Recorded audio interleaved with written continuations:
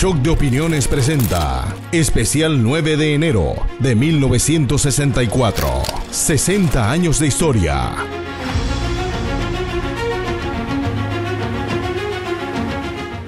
¿Qué tal, amigos? Estamos en Shock de Opiniones, nuestro especial del día de hoy, 9 de enero de 1964. 60 años de historia.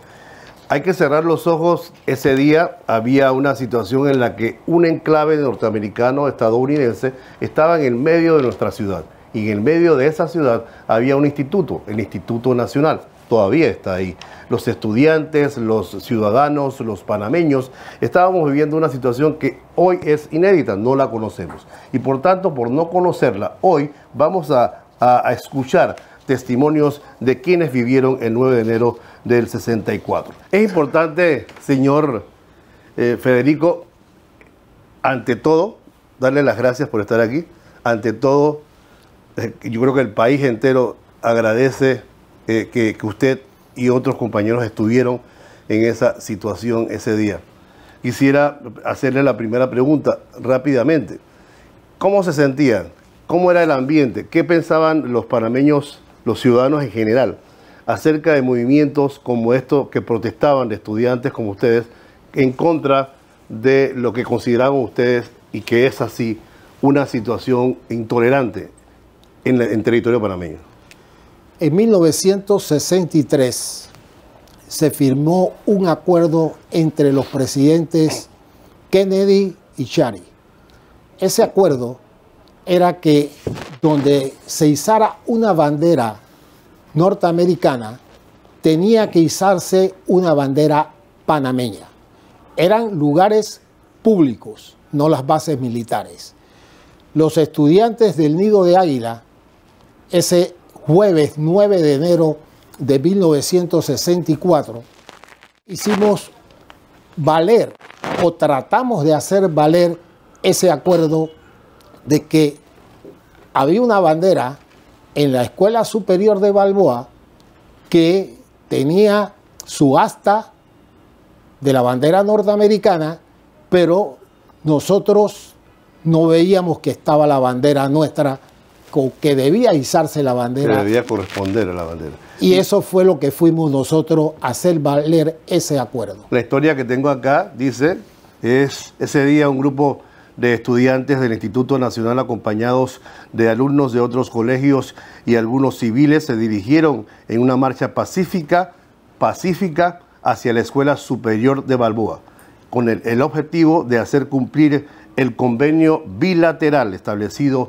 entre Panamá y Estados Unidos, denominado Kennedy-Chari, el cual establecía, como bien lo dice nuestro invitado, el derecho a que nuestro pabellón fuera izado junto con la bandera norteamericana dentro del territorio de la llamada Zona del Canal.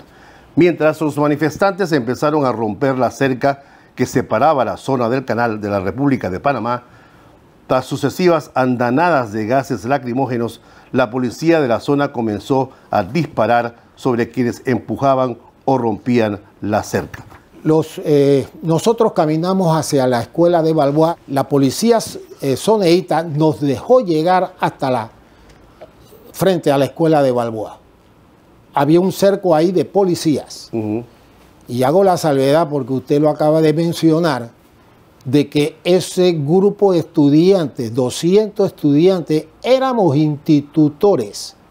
No había de otros colegios, porque el movimiento nació con nosotros. ¿Y no había agresividad hasta el momento en que llegaron a la escuela? No, nos dejaron entrar sin ningún problema. Cuando 6 de nosotros trataron de llegar a izar la bandera panameña, nos dimos cuenta que ahí no había asta para izar la bandera panameña. Entonces, los 6 estudiantes iban con el propósito de cantar el himno nacional. Y ahí todos los sonias que habían en esa escuela, padres de familia, estudiantes, agredieron a los estudiantes, a los 6 estudiantes, y la bandera fue rasgada. La bandera que ustedes llevaban introduciéndose al colegio. ¿Sí? Era una bandera que ustedes llevaban, ¿verdad? Una bandera que nos había dado el doctor Didimo Ríos y que nos dio que la cuidáramos con nuestras vidas. ¿Usted estaba en ese momento entre esas 6 personas de las que No, no, estaba afuera? Yo estaba en el grupo que caminamos hacia la escuela. Hacia la escuela. Nosotros hicimos una parada que podemos ver aquí, en el sentido de que este es el Administration Building, en ese momento, hoy en día la ACP. Esa fue la última parada que nosotros hicimos, en la cual nos dejaron bajar sin ningún problema. Pero cuando llegamos frente a la escuela de Balboa, que es esta toma, ahí nos pararon. Nos paró la policía. Y la policía, cuando se dieron los hechos, nos dejó salir de la zona del canal. Y le hago referencia a lo que usted está diciendo. Nos dejaron salir. Ahí no hubo ningún acto de querer subir la cerca. Eso fue después, cuando ya todo el grupo de nosotros había salido de la zona del canal. Algunos salimos por el antiguo Anconín, otros salimos por allá por donde quedaba la Good Neighbor, y nos encontramos... Eso es todo el área de lo que es ¿qué calle ahora mismo? La Avenida de los Mártires. La Avenida de los Mártires, donde está el puente ahora moderno. En ese tiempo se llamaba la 4 de Julio. Sí, claro, sí, es para dar referencia sobre el tema. El detonante, entonces, de la situación aconteció cuando los estudiantes entraron con su bandera para pedirle a los Sonians que de alguna manera cumplieran con la ley que se había firmado, ¿verdad? Eso es la situación. Así mismo. Al haber una agresión, ellos salen con la bandera, no solamente... Hubo golpes en eso, cuando usted agresión, estamos hablando que la bandera se rompió, pero también a los chicos los golpearon, o hubo alguna situación de intercambio. Hubo definitivamente unos tirones, unos jalones, calculo que debieron haber golpes, pero le permitieron a los 6 de nosotros acercarnos al grupo, acercarse al grupo que estaba mayoritariamente de nosotros, y cuando nosotros vimos el hecho que había acontecido... Ellos venían entonces de la escuela con la bandera rasgada, se acercaron a ustedes. ¿Cuál fue la reacción de ustedes? La reacción de nosotros fue palabras de improperio hacia todos esos Sonians que estaban ahí, pero entonces vino la policía y nos comenzó a acercar. Cuando hablamos de la policía, hay que establecer claramente que era la policía, hablando de la policía Sonia. Los Sonians eran policías norteamericanos que estaban bastante bien armados y eran personas bastante preparadas en temas de seguridad, y ellos fueron llamados aparentemente porque recibieron la alerta de que había una situación. Bueno, ellos no fueron llamados. Cuando nosotros llegamos a la escuela de Balboa, ellos estaban ahí ya. Ajá.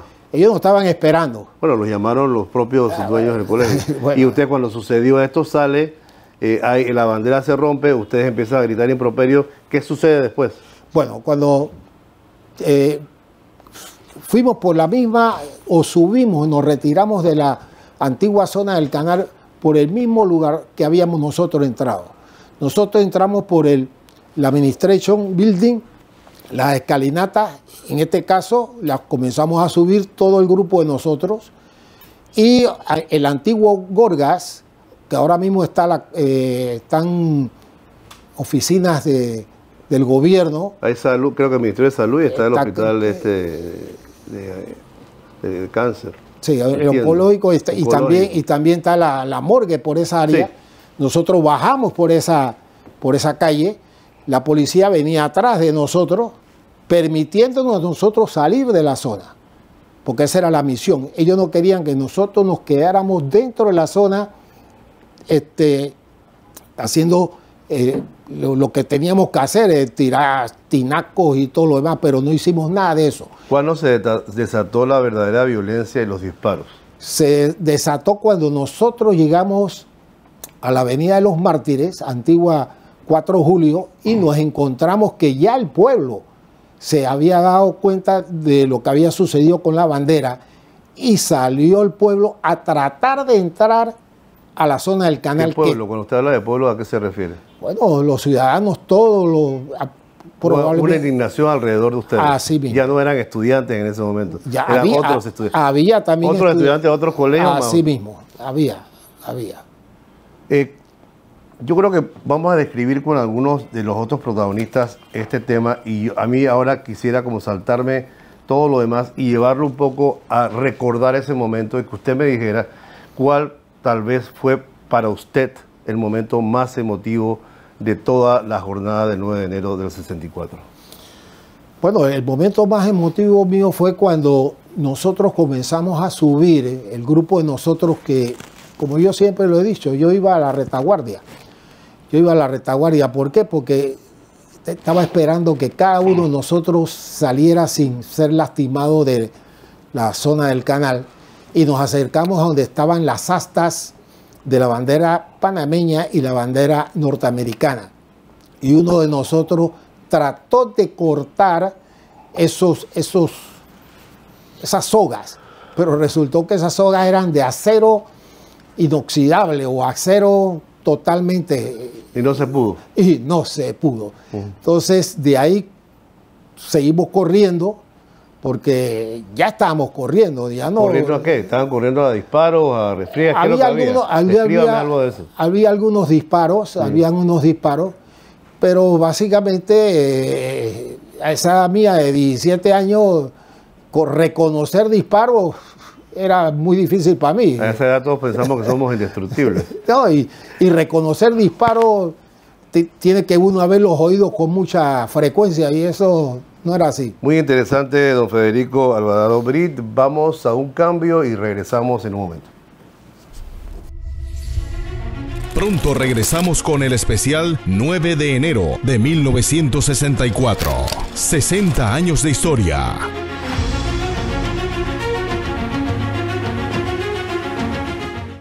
Una perspectiva más humana del deporte.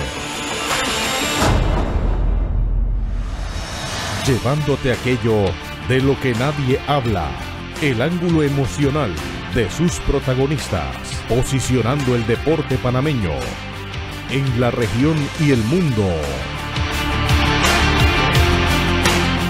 Mostrando cada uno de nuestros talentos.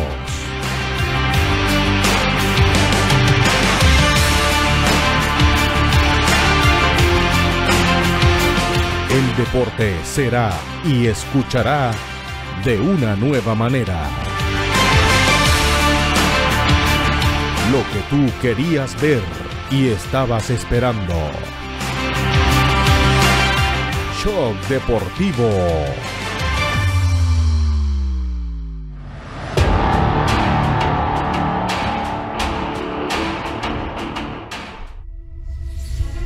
Estamos de vuelta con el especial 9 de enero de 1964.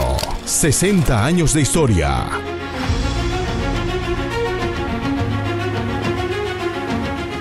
Continuamos aquí en Shock de Opiniones con nuestro especial 9 de enero de 1964, 60 años de historia. Esta vez tenemos al director ejecutivo Joaquín Vázquez de la Asociación Centinelas del Canal. Don Joaquín, ¿cómo está usted? Bien, bien, agradecido con Dios por llegar a este día y honrar a quien honra se merecen 60 años de la gesta. Muy bien, tenemos siempre el tirano aquí del tiempo en los medios de comunicación y quisiera hacerle preguntas taxativas y me dé respuestas con las que podamos avanzar en el tema. ¿De qué va la Asociación de Centinelas del Canal? ¿Cuáles son sus propósitos, objetivos? Y para poder entrar entonces en materia.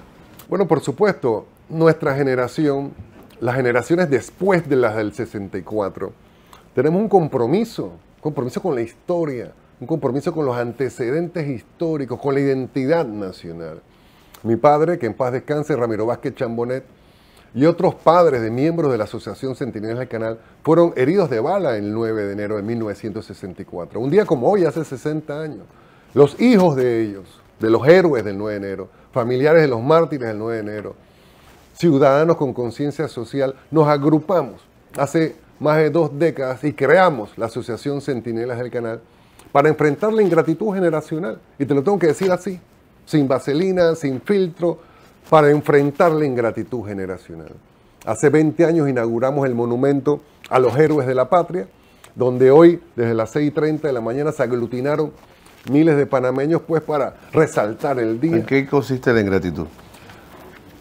Este monumento es la imagen de los 3 estudiantes subiendo el poste de luz.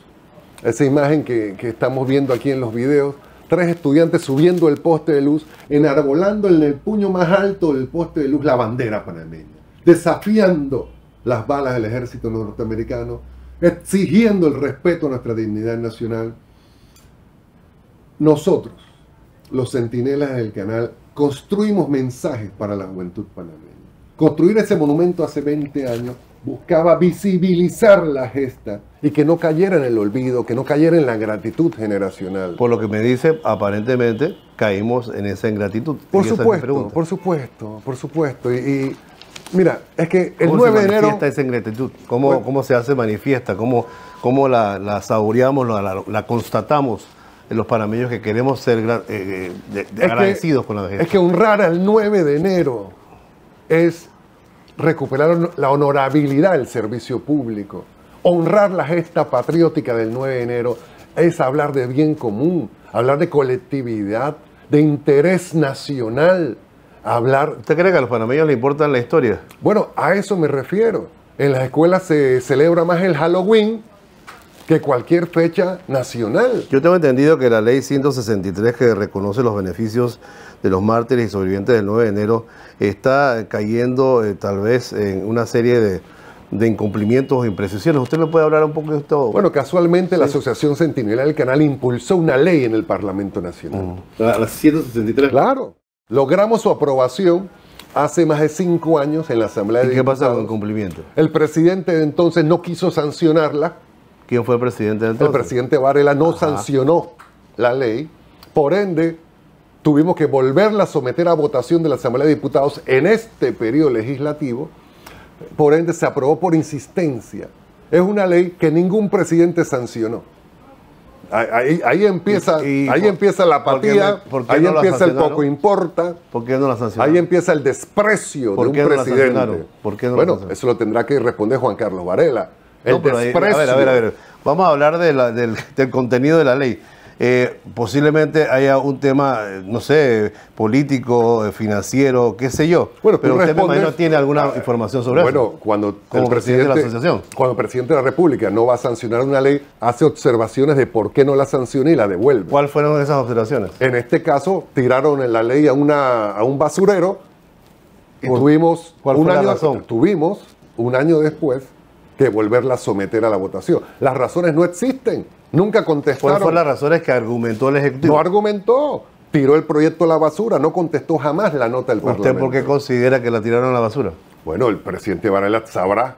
El presidente Varela y el presidente Nito tampoco la sancionó. No, ¿Por porque qué? la norma indica Por que si se insistencia. aprueba por insistencia pasa directo a la Gaceta. Claro, oficial. pero lo que quiero llegar al meollo del asunto, don Joaquín, porque queremos hablar de ingratitud, entonces tenemos Claro. que señalar cuáles son las situaciones que nos llevan a este tipo de irreconocimiento, una realidad que es que los mártires del 9 de enero y aún los señores como el que los estamos entrevistando necesitan el apoyo, el reconocimiento estatal, histórico, todo lo que lo hemos hablado aquí, pero necesito saber de parte suya como director ejecutivo cuáles son las razones íntimas que usted cree que fueron las razones para no sancionar por una parte o para tener que insistir con la ley en la otra.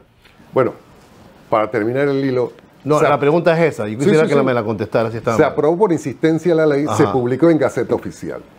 La ley, ¿Qué contiene la ley?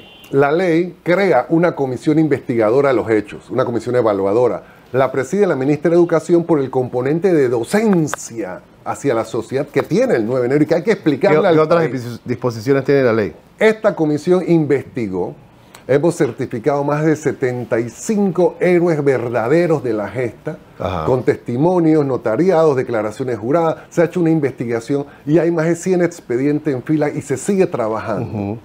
Los héroes certificados por la ministra de Educación y todos los que pertenecemos a la comisión evaluadora tienen una distinción a nombre del Estado. Por ejemplo, ayer lunes se dio un almuerzo en el Hotel Panamá con 250 de ellos. ¿Qué hace la ley una vez que los identifica y sabe que son estas personas, ustedes lo documentan o la ley tiene una normativa, me imagino? Estoy especulando. No, porque gracias ustedes que por saben la ley. preguntar, claro. Sí, Gracias dígame por preguntar. entonces cuál es el beneficio al que tiene acceso estas personas que ustedes identifican dentro de los parámetros de la ley. Por supuesto, uno de los beneficios es que si existe algún héroe del 9 de enero que esté vivo, el Estado le otorga una pensión vitalicia. Todos los que han participado en la gesta del 9 de enero ya tienen más de 80 años aproximadamente. Y de ellos 66 fueron certificados y aplican a una pensión vitalicia por parte del Estado, donde el Estado le agradece a sus héroes y los visibiliza. ¿Cuál es el monto de esa? Bueno, el Ministerio de Economía y Finanzas está tasándolo entre 1.200 balboas aproximadamente. 1.200 balboas. Mensuales, y que se extingue con el fallecimiento del héroe. Bueno, y hay en este momento que la ley ya es una ley de la República, un cumplimiento de estas disposiciones. Así es. Hay un compromiso de Estado presupuestado. La ministra Maruja Gorday de Villalobos ¿Cuándo entraría en vigencia? de darle seguimiento. ¿Cuándo entraría en vigencia? Este mismo mes. Este mismo mes. O sea que, ¿y cuántas personas están beneficiadas en este momento? Lo que sí hizo el presidente Cortizo fue firmar la reglamentación de la ley. Y por supuesto, los ministros de Estado que componen la comisión, que es Salud, Marinés Castillo, que es la ministra de Desarrollo Social. Y ¿Cuántos beneficiarios tiene la ley actualmente de acuerdo con el reconocimiento que la ley hace de ellos? 75 héroes han sido certificados, Okay. de los cuales 66 están vivos. Los héroes ya fallecidos, sus deudos, sus descendientes hasta un segundo grado de consanguinidad, tienen ciertas distinciones por parte del Estado, en salud, en estudio. Pero eso es lo que busca la ley y eso es lo que busca la Asociación Centinelas del Canal, que nuestros héroes estén visibilizados, que no estén vilipendiados en sociedad, que sus bueno, nietos estén orgullosos de sus ley, abuelos. yo veo que la ley, ese tema parece ser no salvado totalmente, pero de alguna manera reconocido por la ley. ¿Ustedes no han pensado en algún tipo de memoria histórica? Hay un ejemplo, por ejemplo, que le doy, el director Steven Spielberg, que es de judío de nacimiento, provocó un archivo vitalicio de video y audio de los sobrevivientes del holocausto de la Segunda Guerra Mundial. No estamos hablando de un holocausto, estamos hablando de una gesta histórica. Usted dice que son 66 personas que todavía viven y reciben reconocimiento. También hay muchas historias de gente que ellos han tenido que contarle su historia. No sería una buena idea para la memoria, porque una asociación como esta tiene que hacer acciones para que la gente recuerde, porque si no olvida. Claro. ¿Qué es lo que están haciendo en esa materia? Bueno, aparte del monumento, que ya tiene 20 años en plena Avenida Los Mártires, en el sitio donde se derramó la sangre de los sabe mártires. Que uno camina por el monumento, lo ve y sigue para adelante. ¿Qué son? Ese monumento habla, 3 estudiantes subiendo un poste de luz, eso te da toda una historia. Eso es una iconografía, pero digamos, ustedes están haciendo algo en la era digital para desarrollar la memoria histórica del país en esa materia con los millennials o con las diferentes generaciones. Bueno, casualmente, sí, por supuesto. Próximamente vamos a publicar un libro, no solo impreso, sino digital, de los 60 años. Bautizamos las calles de Cleito con el nombre de todos los mártires del 9 de enero. Yo vivo en Cleito, muy bien. No ahí está en la ciudad del saber. Ajá, así es, así muy bien. Todos estos nombres que ves, búscalo en Google, te vas a dar cuenta que es un héroe el 9 de enero. Nosotros, o sea, desde aquí, desde Shock Radio y Shock Multimedia, somos una productora. Yo sinceramente le digo que si nosotros podemos contribuir en algo, tanto en la promoción del libro, como en el contenido digital, como en testimonios grabados de estas 66 personas o de sus descendientes que recibieron información de primera mano de ellos, créame que nosotros seremos los primeros en tratar de producir un documento histórico que quede en la mente y en el corazón de los panameños. Pero la única manera de hacerlo es creando documentación multimedia, casualmente, acerca de esos testimonios. Hace no sé, un par de meses estábamos hablando con otro historiador y nos hablaba, por ejemplo, de los profesores que habían estado ahí, que tenían una forma de verlo diferente. Obviamente son docentes que la mayoría de ellos posiblemente ya no existe, pero posiblemente hay un testimonio de un nieto, de un hijo. Creo que es importante la memoria histórica en video, en audio, porque más allá de, obviamente, algo que es de digna, digamos, recordación, un monumento, el monumento está ahí, está bien, te recuerda, pero los testimonios es lo que de alguna manera nos conectan con la gente. Así que desde las cámaras... ¿Ah? Ya hay héroes vivos. Así es, y desde las cámaras de Shock Multimedia y el audio y las ondas hercianas, le proponemos, señor, que hagamos esto porque creo que valdría la pena. Le tomo la palabra. Muy bien, don Joaquín, Vázquez, director ejecutivo de la Asociación Centinelas del Canal. Continuamos con nuestro especial 9 de enero de 1964, 60 años de historia. Regresamos. Gracias. Pronto regresamos con el especial 9 de enero de 1964, 60 años de historia.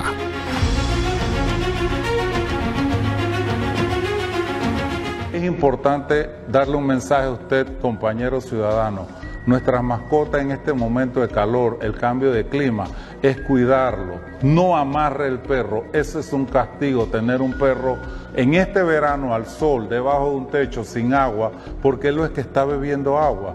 Él no va a abrir la pluma, lo cual usted tiene que cuidar la vida de su animal en este tiempo de verano. Cuando usted va a una playa, lleve a su perro controlado, amarrado, porque su entorno, su escenario es nuevo para él. Hay perros también sin raza definida que va a ver su perro y su perro puede causar un problema producto de la visita de un perro extraño. Amarre su perro, contrólelo, llévelo a pasear, que él se sienta parte de usted. Cuidar nuestra mascota es la base de todo en el Sistema Nacional de Protección Civil. Estamos de vuelta con el especial 9 de enero de 1964, 60 años de historia.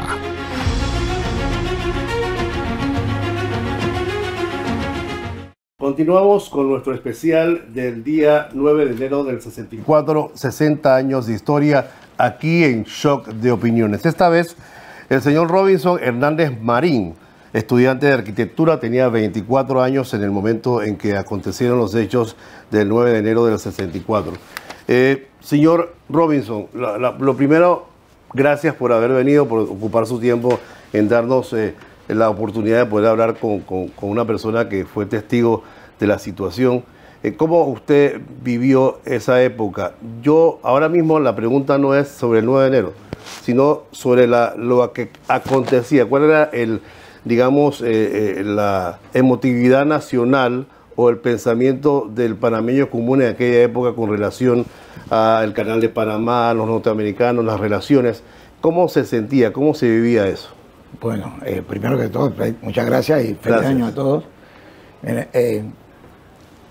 El 9 de enero no es una fecha que surgió así casual, ¿no? Sino que viene con anterioridad. Recordemos que en el 47 el pueblo panameño salió a rechazar el convenio Filosa-Jaén, que consistía en bases.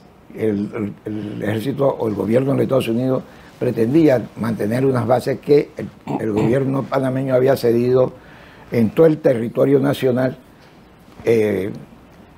a raíz de la Segunda Guerra Mundial. El pueblo panameño salió el 12 de diciembre del 47 a manifestarse y el día 22 de diciembre la Asamblea tuvo que rechazar ese convenio. Después recordemos que surgió entonces la Operación Soberanía el 3 de noviembre de 1959, en la que participé ya como estudiante secundario, ya era estudiante secundario, y después, bueno, vino el acontecimiento del 9 de enero. El 9 de enero... Mi pregunta era también sobre el pulso de la gente. Bueno, había un Panamá que le gustaba, ignoraba o convivía bien con el tema del Canal de Panamá. ¿Había otro Panamá que no le gustaba tanto la idea o era un solo Panamá? Esa es mi pregunta. No, realmente el pueblo panameño era indiferente. Indiferente en ese momento, ¿no? En ese momento no había pasado nada. Claro que había, como le dije, pues ya venían movimientos del pueblo y estudiantil. Históricos que van conectando. Exacto, exactamente. Y el 9 de enero, ¿cómo usted se involucra en los acontecimientos? Bueno, el 8 de enero de ese año, nosotros teníamos elecciones para escoger el cogobierno universitario. Okay. Y nosotros ya el día sábado 4, creo que era, habíamos manifestado que teníamos que hacer una protesta porque el convenio entre Chiari y Kennedy había sido violado el día 2 por un policía soneíta que no izó la bandera en un sitio que tenía que izarla. Que la ley obligaba, o el convenio obligaba a eso. Exactamente. Había que poner ambas banderas a la par. Exactamente, en algunos sitios, ¿no? Entre ellos, entonces, la escuela de Balboa era uno, y los estudiantes institutores definitivamente que se dieron cuenta de la cuestión y salieron en una manifestación. Quiero decirle que fue pacífica, totalmente pacífica. Iban a hacer cumplir el acuerdo en la escuela de Balboa, porque los estudiantes de la escuela y los padres de familia de la escuela de Balboa no habían izado la bandera panameña. Entonces, ellos estaban cuando se enteraron, ellos que iban los institutores, unos 200, 250 institutores, se congregaron alrededor del asta de la bandera de ellos para no permitir la izada de la bandera panameña. Fueron detenidos como a unos 100 o 200 metros del lugar los estudiantes y se conversó, se logró conversar, algunos conversaron y le dieron permiso a 6 estudiantes. 6 estudiantes que pasaron entonces con la bandera hacia el asta de la escuela de Balboa. Hasta ahí eran estudiantes solamente. Eran estudiantes, exactamente. Entonces, de ahí los estudiantes rasgaron la bandera panameña. Los Sonia no permitieron la izada de la bandera y corretearon ellos y los padres corretearon a los estudiantes, ¿verdad? Los sacaron de ahí, hubo disparos de casa, no directamente, sino disparos como para ahuyentar. ¿Y cómo se ubica usted siendo un hombre ya de 24, siendo profesor estudiante? ¿Cómo se ubica? Bueno, ¿se entera? En el momento que estaba ocurriendo eso, nos avisaron, o salió en la radio, nos avisaron que había disturbios en la antigua zona del canal. Un grupo de ustedes entonces de ahí, salimos de ahí, de la universidad, y como a las 6:30 o 7 de la noche, ya yo estaba en el lugar y fui herido ese mismo 9 de enero en las inmediaciones de lo que... ¿Dónde lo hirieron? Frente a la PTJ. ¿Dónde? ¿En qué parte del aquí. cuerpo? Dígame una cosa, además yo me imagino que ese es un momento emotivo cuando uno le mete un tiro a uno. Sin embargo, sería interesante saber de su parte, dentro de sus memorias, y con esa situación que había alrededor, y con una persecución de policías de otro país, en tu propio país, porque poner la bandera de tu país, cosa que suena absurdo, muy absurdo ahora, tal vez menos absurdo antes. ¿Qué sentía? ¿Cuál fue el momento de verdadera, indignación personal en la situación que se estaba viviendo? Que hubo muchos acontecimientos concatenados ese día. Sí, claro. ¿Qué sentía? Yo sentía indignación, correcto, y rabia e impotencia, porque nosotros... ¿Pero usted recibió el disparo, lo sintió? ¿Lo sintió en el sentido de que la sangre caliente? Estoy hablando de la adrenalina del momento. ¿Cómo lo recibí? Pues íbamos en un grupo, entrando con la bandera, y adelante iba un estudiante que no lo conocía. Yo no lo conocía, y resultó que después era el estudiante Ascanio Arosemena, mártir del 9 de enero, que murió ahí. Yo cuando lo vi en un movimiento extraño en el suelo, cuando nos tiramos, yo traté de auxiliarlo. Ahí me di cuenta de que yo también estaba herido. ¿Usted se dio cuenta cuando trató de auxiliarlo a él que estaba herido? Exactamente. Entonces, de ahí... ¿Cuándo se dio cuenta que había ante usted un cadáver, una persona que había muerto? Él no murió ahí. Él no murió ahí. Él no murió ahí. De ahí nos trasladaron a Ascanio, a un camarógrafo de TV2, Martínez, Eduardo Martínez, el guayo, Guayo Martínez, que también fue herido. Y nos llevaron al hospital, y entrando ya en la sala de urgencia, Ascanio murió. Ahí. Fue una herida igualita a la mía. Ajá. Lo único que a mí se me corrió hacia la espalda, hacia la vértebra, y a él le subió y le cortó la aorta. La aorta, y eso lo mató enseguida. Eso lo mató. Usted cuando llega al hospital, ¿se entera o usted lo derivan a otra habitación para atenderlo? ¿Cómo fue el momento cuando se enteró de que Ascanio había fallecido? Murió al lado mío. Murió al lado mío porque entramos los dos a la sala. El doctor del Castillo, que me conocía, lo atendió y la sala, el cuarto de urgencia todavía estaba cerrado.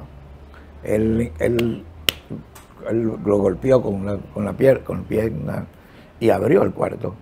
Y en ese momento entró y en ese momento murió Ascanio. Y después me atendió a mí. ¿Y ese momento, cómo fue? ¿Cómo se sintió? ¿Cómo lo vio? ¿Qué había? O sea, yo estoy imaginándome a usted, señor, como si tuviera dos cámaras en sus ojos. E intento estar ahí. Y intento que me diga cómo se sintió, qué vio. Bueno, como le dije, me sentí impotente porque, primero porque no teníamos armas, no teníamos forma de combatir quiero decirle que fue la policía lo que nos hirió. En el momento ese todavía era la policía, estaban La policía Sonia, claro. Estaban en lo que hoy es la PTJ, que esa era la lavandería de Ancón. Nosotros estábamos la en policía judicial de ahora, más o menos. Sí, yo no sé cómo se llama. PTJ ahora, PTJ. Sí. Entonces, nosotros estamos al frente, entramos por el frente donde está ¿cómo se llama? La cuestión de Omar. Sí, el centro de Omar Torrijos, ahí. En esa acera fuimos heridos. Entonces, además perdone, te iba a decir algo. Sí, digo, además de eso, con rabia también porque no me dejaron salir del hospital, porque yo quería salir. Él le iba a comentar, sucede lo que sucede desgraciadamente con Ascanio, usted está herido, obviamente tenían que atenderlo, ¿qué sucedió después? Bueno, no me dejaron salir del hospital. Por lo que restaba del día, yo creo que yo podía salir. ¿Y si se hubiera podido salir, a dónde hubiera ido?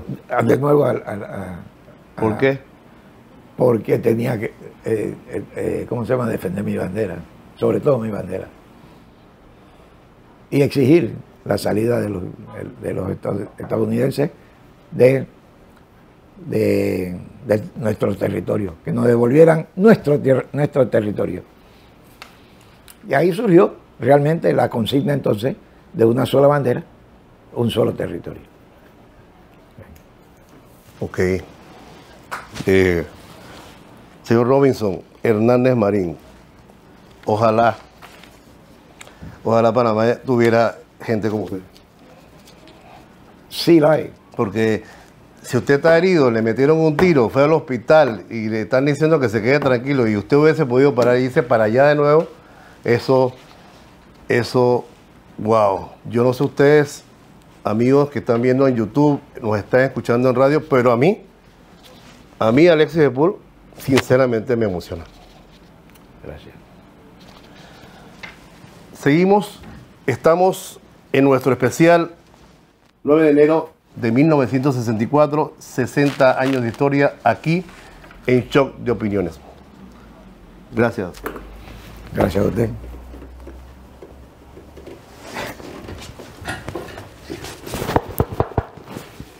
Vamos. Pronto regresamos con el especial 9 de enero de 1964. 60 años de historia.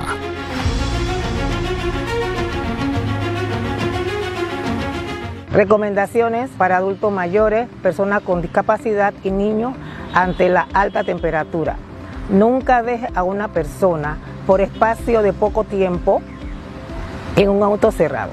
Fundamentalmente a personas con discapacidad, adultos mayores y niños. Beba de 2 a 3 litros de agua. La sensación de sed disminuye en personas mayores. Beba agua aunque no tenga sed. Es importante cubrirse la cabeza, utilizar bloqueador solar y gafas de sol. Si aparecen síntomas de agotamiento, acercarse a un lugar fresco, en sombra, descanso y tomar mucho líquido. La prevención salva vidas. Estamos de vuelta con el especial 9 de enero de 1964. 60 años de historia.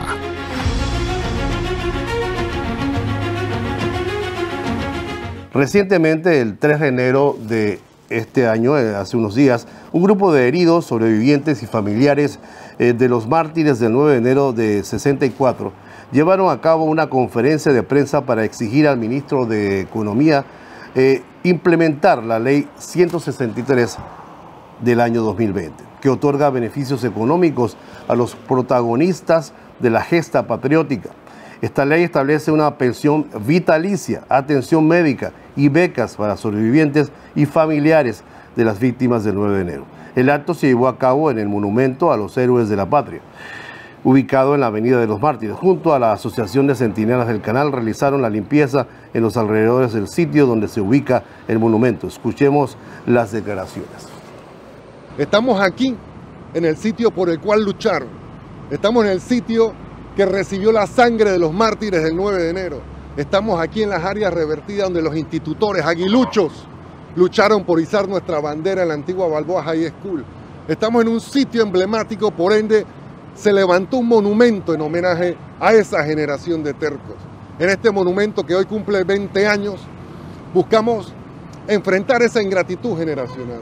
Nosotros, la generación de 1964, que dio el paso final para que las áreas revertidas fueran todo el territorio nacional, queremos que se nos haga justicia. Yo creo que nosotros hemos perdido, desde que se firmó el Tratado Torrijos-Carter, perdimos el norte de lo que nosotros queríamos. Y la juventud, bueno, la juventud es la juventud, y la juventud busca dónde y cómo desahogar sus inquietudes, ¿no es verdad? Entonces yo creo que nosotros tenemos la culpa y nosotros tenemos que recuperar ese ¿cómo se llama? Ese ímpetu que teníamos nosotros, porque la lucha por la recuperación y la soberanía y la independencia de nuestra patria todavía no se ha concretado. Shock de Opiniones presentó Especial 9 de enero de 1964. 60 años de historia.